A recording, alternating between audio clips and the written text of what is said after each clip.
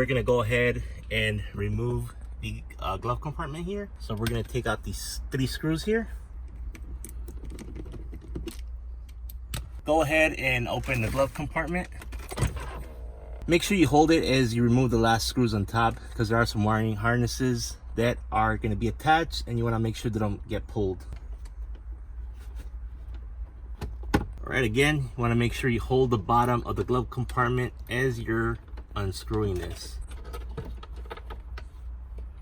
Alright, so there it is. Carefully move it outwards.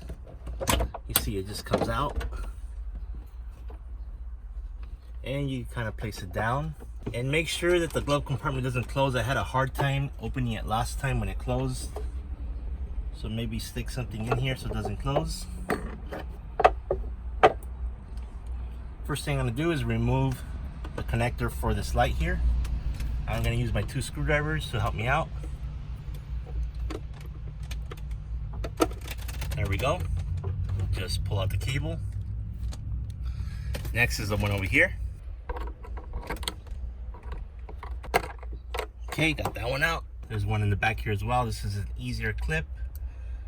Just get the 2 sides and push them in. It comes right out. So for this one, first you need to remove, so for this thick wire, first you need to remove this clip from the bottom here.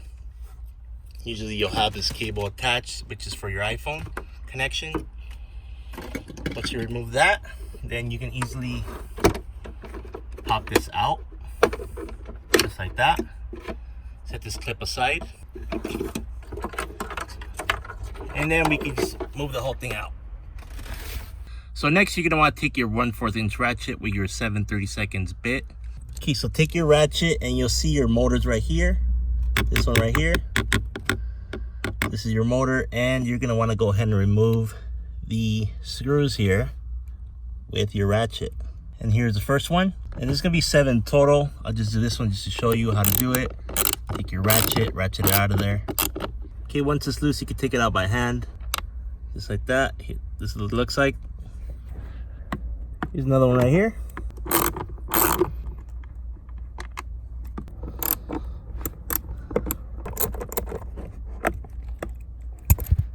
Here, there is a clip right below that you're gonna have to take out before you take the motor out. So go ahead and squeeze the clips and then take this cable out. Then you can easily remove the motor. All right, and it should come out just like that. Here's a bad motor blower that I'm going to replace. So here's a brand new blower motor. It cost me somewhere between $260 to $280 from the Audi dealer, and I'm going to go ahead and put it in. Important note is it has this little lip here. You want to make sure that you put it inside of the little ridge there, otherwise it's not going to go up correctly and stay in place. Okay, so if you can, you're going to remove this little clip, the little metal clip and the plastic one from the old blower motor, and you're going to attach it right here, and that is going to let you attach a wire tie that you're then going to wrap around these wires here. So I'm going to go ahead and attach that right now. I already took it out from the old one. There it goes, just like that. And we're going to go ahead and put this over, and just snaps in like that.